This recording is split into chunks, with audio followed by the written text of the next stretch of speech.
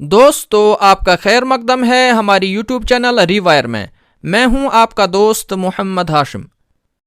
دوستو کشمیر میں 1324 AD میں حکومت مسلمان حکمرانوں کے ہاتھوں میں آ گئی تھی۔ اگرچہ کشمیر میں مسلم رول رنچن یعنی سلطان صدر الدین کے مسلمان بننے کے بعد سے شروع ہوا، لیکن جو actual founder of Muslim rule تھا وہ شاہ میر کو مانا جاتا ہے۔ کشمیر میں اسلام پھیلنا 12th اور 13th سینچریز میں ہی شروع ہو گیا تھا۔ کشمیر میں قرآن کی جو سب سے پہلی کاپی ہے وہ 1237 AD میں موجود تھی، اور جو یہ قرآن کی کاپی ہے اٹ واز کیلیگرافڈ بائی فتح اللہ کشمیری، جس کو مانا جاتا ہے کہ وہ اس ٹائم کا کشمیری اسلامک اسکالر تھا۔ کشمیر میں جو سب سے پہلا مسلم مشنری تھا اس کا نام سید شراف الدین عبد الرحمن سہروردی ہے، جس کو لوگ بلبل شاہ کے نام سے بھی جانتے ہیں۔ وہ کشمیر لوہارا ڈائناسٹی کے حکمران راجہ سہدیو کے دور حکومت میں داخل ہوئے تھے۔ رنچن نے سہدیو کے وزیر اعظم رام چندر کا قتل کر کے خود بادشاہ بنا اور رام چندر کی بیٹی کوٹا رانی سے شادی کی۔ رنچن پر بلبل شاہ کا کافی انفلوئنس تھا۔ رنچن بلبل شاہ سے اتنا متاثر تھا کہ اس نے اسلام کے بارے میں مطالعہ کرنا شروع کیا اور 1320 AD میں اسلام قبول کر کے خود کا نام سلطان صدر الدین رکھا اور کشمیر پر 3 سالوں تک حکومت کی۔ سلطان صدر الدین یعنی رنچن کی موت کے بعد کوٹا رانی نے سہدیو کے بھائی ادین دیو سے شادی کی، اور ادین دیو کشمیر کا لاسٹ ہندو رولر اور کوٹا رانی کا دوسرا ہسبینڈ تھا۔ ادین دیو کی ڈیتھ کے بعد کشمیر میں کوٹا رانی نے حکومت سنبھالی اور 1338 AD سے لے کر 1339 AD تک حکومت کی۔ کوٹا رانی نے کافی کوشش کی تھی اپنی کنگڈم کو بچانے کی، لیکن بچا نہیں پائی۔ اس کی موت 1339 AD میں ہوئی اور کشمیر میں ہندو رول کا خاتمہ ہو گیا۔ شاہ میر کوٹا رانی کے انڈر کام کرتا تھا۔ جب کوٹا رانی نے شاہ میر کا انفلوئنس کم کرنے کے لیے بھٹا بھیشانہ کو اپنا چیف منسٹر مقرر کیا تو شاہ میر نے بھٹا بھیشانہ کو قتل کر کے کوٹا رانی کو حکومت سے بے دخل کیا اور خود سلطان شمس الدین کے نام سے یہاں کشمیر کا رولر بنا 1339 AD سے لے کر 1342 AD تک۔ کچھ ہسٹورینز کے مطابق کوٹا رانی نے شاہ میر سے شادی کی ہوگی۔ جونا راجہ لکھتے ہیں کہ حکومت سے بے دخل اور جیل جانے سے پہلے کوٹا رانی صرف ایک رات کے لیے شاہ میر کی وائف بنی اور جیل جانے کے دوران ہی اس نے خودکشی کی، اکارڈنگ ٹو GMD صوفی۔ لیکن PN کے بامزائی کے مطابق کوٹا رانی نے شاہ میر کے ساتھ شادی کی۔ پہلی رات یعنی سہاگ رات میں ہی شاہ میر کے سامنے کوٹا رانی نے خود کو چاقو مار کر خودکشی کی۔ تو اصلی last Hindu ruler of Kashmir Kota Rani ہی تھی۔ شاہ میر کے رولر بننے کے ساتھ ہی یہاں کشمیر میں شاہ میری ڈائناسٹی کی بنیاد پڑتی ہے۔ شاہ میر نے کشمیر میں 3 سال اور 5 مہینے کے لیے حکومت کی ہے۔ اس کا جو کمانڈر ان چیف تھا وہ لنکر چک تھا۔ شاہ میر نے یہاں کشمیر میں کشمیر سنہ یا کشمیری ایرا شروع کیا تھا، جیسے ہمارے عیسوی سنہ یا ہجری سنہ ہیں۔ یہ کشمیر سنہ اس نے 1320 AD میں رنچن کے اسلام قبول کرنے کی یاد میں شروع کیا تھا۔ شاہ میری ڈائناسٹی کے 2 قابل ذکر رولرز تھے، سلطان شہاب الدین اور سلطان زین العابدین۔ سلطان شہاب الدین نے کشمیر میں 1354 AD سے لے کر 1373 AD تک رول کیا ہے۔ اس کو للت آدتیہ آف کشمیر بھی کہا جاتا ہے، کیونکہ جیسے اینشنٹ کشمیر کے للت آدتیہ نے بہت ساری کنٹریز کو اپنے قبضہ میں لیا تھا، اسی طرح شہاب الدین نے بھی اپنے آس پاس کی کنٹریز میں اپنی قابلیت کے دم پر اپنا قبضہ جمایا۔ اس کی آرمی میں بہت سارے علاقوں کے سپاہی تھے، جیسے کہ ڈمراز، لاوناز اور پونچھ، رجوری اور کشتواڑ کے ہل ٹرائبز۔ جب شہاب الدین نے کشمیر میں حکومت سنبھالی تو سب سے پہلے وہ اپنی فوج لے کے سندھ پہنچ گیا اور وہاں کے رولر کو ہرا دیا۔ وہاں سے واپسی پر راستے میں اس نے پشاور کے نزدیک افغانز کو ہرایا اور پھر کابل، غزنی، قندھار، پخالی، سوات اور ملتان پر اپنا قبضہ کیا۔ اس نے بدخشان پر بھی حملہ کیا اور دردستان اور گلگت تک پہنچ گیا، جن کو اس نے بڑی آسانی سے اپنے قبضہ میں لے لیا۔ اس کے بعد اس نے بلوچستان اور لداخ کی طرف رخ کیا اور فوج لے کے چل پڑا اور وہاں کے رولرز کو ہرا کر ان علاقوں کو بھی اپنے قبضہ میں لے لیا۔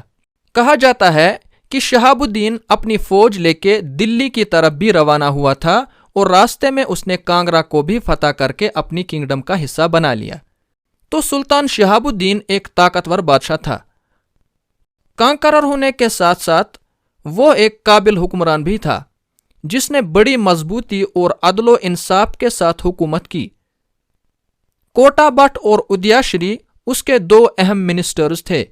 شہاب الدین نے ایک نئے ٹاؤن کی بنیاد ڈالی جس کا نام اس نے شہاب الدین پورہ رکھا، جس کو آج شادی پور کے نام سے جانا جاتا ہے۔ اس کے علاوہ اس نے کئی ماسکز اور مونسٹریز بھی تعمیر کیے۔ سلطان شہاب الدین کے بعد شاہ میری ڈائناسٹی کا رولر سلطان قطب الدین شاہ بنا۔ اس کا اصلی نام ہندل تھا اور ہندل کا معنی ہے دی کانکرر آف انڈیا۔ اس نے کشمیر میں 1373 اے ڈی سے لے کر 1389 اے ڈی تک حکومت کی۔ اس کے دور حکومت میں ہی مسلم ورلڈ کی ایک مشہور و معروف شخصیت کشمیر تشریف لائے جن کا نام میر سید علی ہمدانی ہے۔ میر سید علی ہمدانی نے ہمدان سے 700 سیدز اپنے ساتھ کشمیر لائے جنہوں نے یہاں بہت سارے علاقوں میں اسلام پھیلانے کے سینٹرز قائم کیے۔ قطب الدین کے بعد یہاں اس کے بیٹے سکندر شاہ نے کشمیر میں حکومت سنبھالی۔ اسے بت شکن بھی کہتے تھے، یعنی بتوں کو توڑنے والا، اور اورنگزیب آف کشمیر بھی کہا جاتا تھا۔ اس نے یہاں 1389 اے ڈی سے لے کر 1413 اے ڈی تک حکومت کی۔ وہ ہندوستان کا پہلا حکمران ہے جس نے ہندوز کے لیے ستی کی رسم کو ایبالش کیا تھا۔ سکندر کے دور حکومت میں ہی خانقاہ معلیٰ کی تعمیر میر سید علی ہمدانی کی یاد میں کی گئی تھی۔ جب آگ لگنے کی وجہ سے خانقاہ معلیٰ تباہ ہوا تھا تو سلطان حسن شاہ نے 1493 اے ڈی میں اسے دوبارہ تعمیر کروایا تھا۔ اس کے بعد بھی ایک بار اور خانقاہ معلیٰ کو ابو البرکت خان نے 1731 اے ڈی میں نئے سے تعمیر کیا۔ سلطان سکندر نے اس کے علاوہ سری نگر کی جامع مسجد اور 2 اور ماسکز بج بہارا اور 52 میں تعمیر کیے ہیں۔ سلطان سکندر کے دور حکومت میں ہی میر محمد ہمدانی اپنے 300 شاگردوں کے ساتھ کشمیر تشریف لائے۔ میر محمد ہمدانی جناب میر سید علی ہمدانی کے فرزند تھے۔ سلطان سکندر کی موت کے بعد اس کے بڑے بیٹے میر کو تاج پہنایا گیا اور اس کا نام علی شاہ رکھا گیا۔ علی شاہ نے سب سے پہلے تو 1413 اے ڈی سے لے کر 1418 اے ڈی تک اور پھر دوبارہ سے 1419 اے ڈی سے لے کر 1420 اے ڈی تک کشمیر میں حکومت کی۔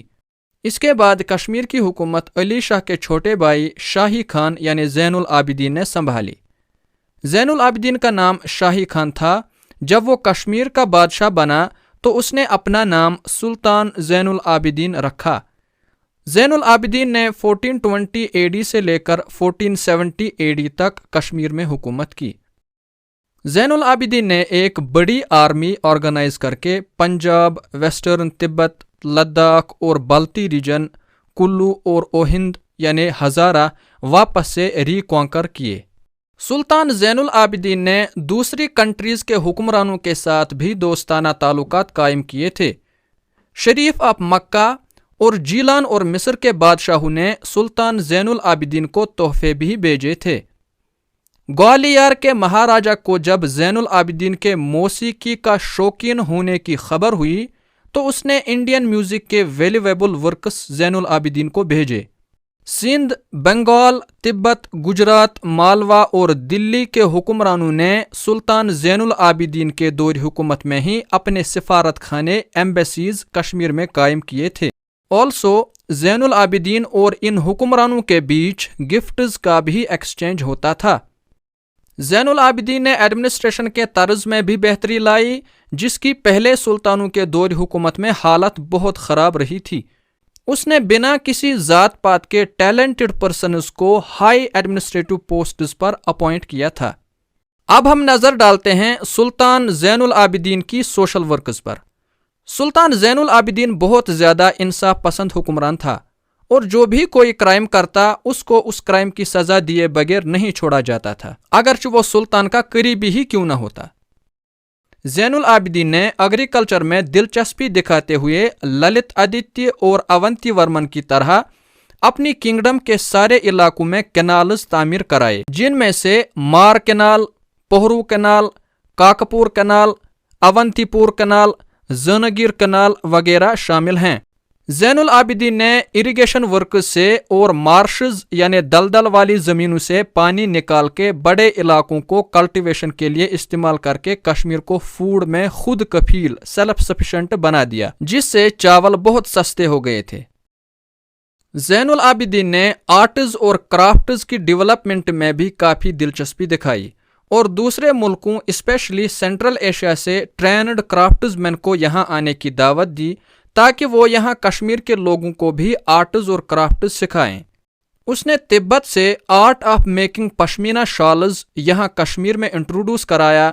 اسی نے یہاں ووڈن آرکیٹیکچر اور ووڈ کارونگ بھی انٹروڈیوس کرائے۔ اس کی سرپرستی آرٹ اور لٹریچر پر بھی رہی۔ اسی کے دور حکومت میں جونا راجا نے راج ترنگنی کا دوسرا حصہ تحریر کیا، جس میں اس نے کلہن کی راج ترنگنی کے بعد والے کنگز کا ذکر کیا ہے اپ ٹو سلطان زین العابدین۔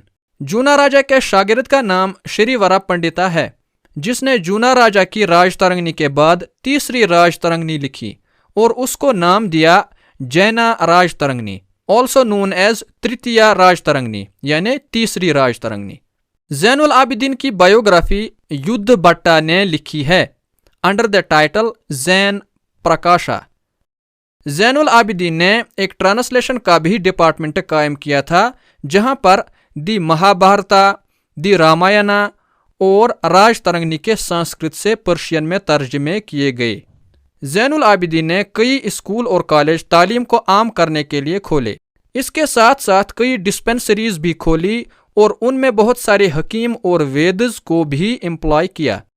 زین العابدین کو اکبر کشمیر یعنی اکبر آف کشمیر بھی کہتے ہیں، کیونکہ وہ ایک لبرل بادشاہ تھا، اور اس کی ایڈمنسٹریشن کی سب سے شاندار خصوصیت یہ تھی کہ اس نے یہاں کے ہندوز کے ساتھ عدل و انصاف کا سلوک کیا اور ان کو اپنے ہندو مذہب کے مطابق عبادت کرنے کی پوری آزادی کا اعلان کیا۔